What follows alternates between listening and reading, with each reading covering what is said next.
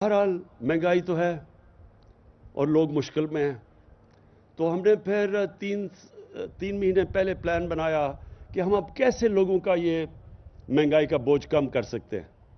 तो उसमें फिर हमने एक प्लान बनाया, ये जो एहसास राशन है, हमने 120 अरब रुपए इसके लिए निकाले और हमने फैसला किया कि तकरीबन आधे अपने ख़ानदान पाकिस्तान में उनको 30% कम पे आटा, घी और दालें दी जाएं, ताकि वो ये मुश्किल वक्त जो है, जो हमारे ख्याल में ये सर्दियां बड़ा मुश्किल वक्त है, ये सर्दियों के बाद हमारा ख्याल है कि ये आहिस्ता आहिस्ता चीज़ें कीमतें नीचे आ जाएंगी, तो तब तक कम अज़ कम जो तीन चीज़ें एक गरीब आदमी के लिए ज़रूरी हैं, घी, आटा और दालें, इसमें 30% उनको रियायत मिल जाए।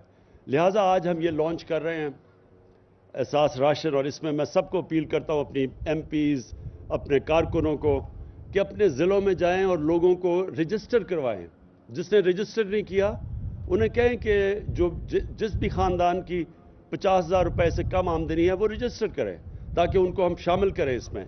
और फिर जो करियाना स्टोर्स हैं, जिनके ज़रिए जिधर आटा आपको और ये जो तीन चीज़ें रियायत मिलेगी, वो स्टोर्स को भी रजिस्टर करवाए नेशनल बैंक के साथ। इश्तिहार भी हमारे चल रहे हैं, लेकिन मैं चाहूँगा कि अपने कारकुन, अपने MPs इस पर पूरी तरह शिरकत करें, क्योंकि ये आपकी ज़िम्मेदारी है। जो आपके हल्के के लोग हैं वो आपकी ज़िम्मेदारी है, तो आप उनको कम अज़ कम, वो जब मुश्किल में हैं तो जब आप उनको बताएंगे तो कम अज़ कम हम थोड़ी सी उनकी मुश्किल कम कर सकें।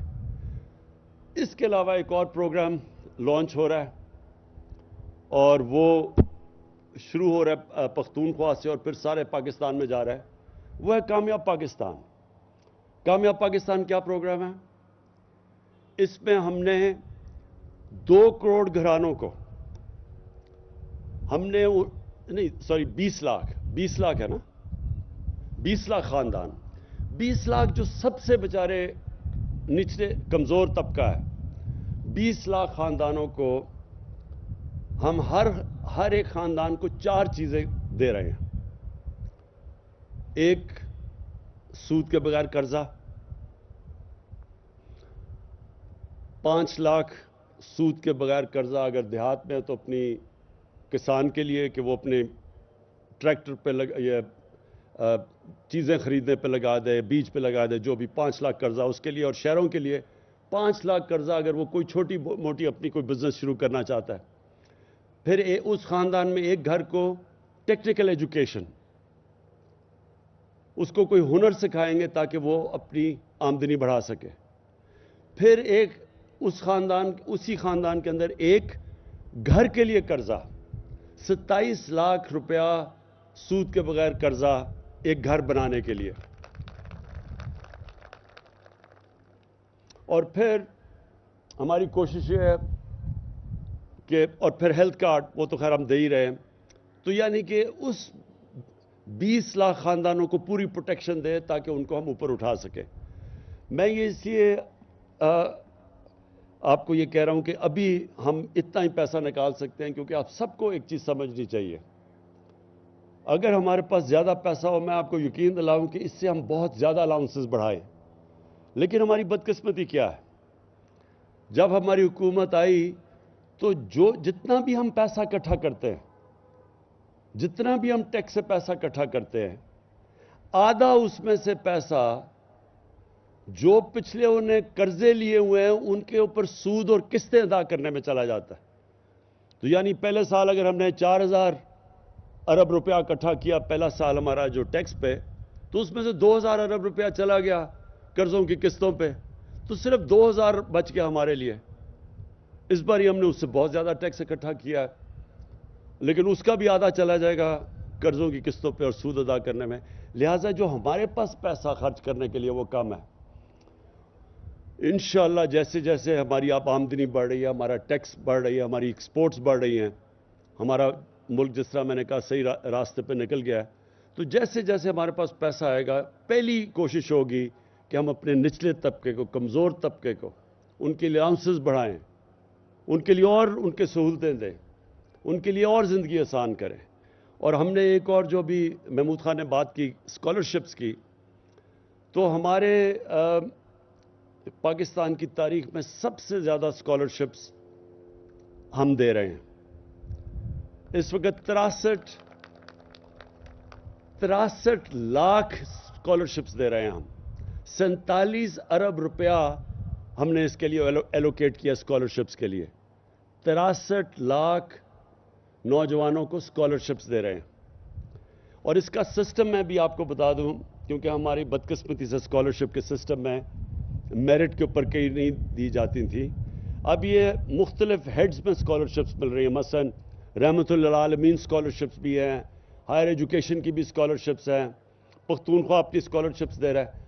وہ ساری جتنی بھی ہمارے صوبوں میں جدھر ہماری گورنمنٹ ہے سوائے سندھ کے, وہ ساری اسکالرشپس اب میں پرائم منسٹر آفس کے اندر اس کا ڈیٹا میں اکٹھا کر رہا ہوں میرے آفس میں. اور اس پہ پھر آن لائن ہم جو بھی اسکالرشپس لیں گے یا جو بھی کہنا چاہیں گے کہ جی ہم ڈیزرو کرتے تھے ہمیں نہیں ملی, وہ ساری ایک پورا میرا آفس ہوگا جو صرف یہ دیکھے گا کہ اسکالرشپس میرٹ پہ مل رہی ہیں یا نہیں مل رہی. پھر ان بھی لوگوں کو, وہ نوجوان جو پڑھ رہے ہوں گے, اگر ان کے پیسے ختم ہو گئے اور وہ پڑھ نہیں سکتے, وہ اپلائی کر سکیں گے ہمارے اس آن لائن کے اوپر کہ جی مجھے پڑھائی کے لیے اب اسکالرشپ چاہیے. تو ان کے سب کچھ پرائم منسٹر آفس میں ہوگا, ڈیٹا میرا ادھر اکٹھا ہوگا. آن لائن لوگ ہمارے سے کمیونیکیٹ کر سکیں گے اگر وہ سمجھیں گے میرٹ پہ ملی یا نہیں.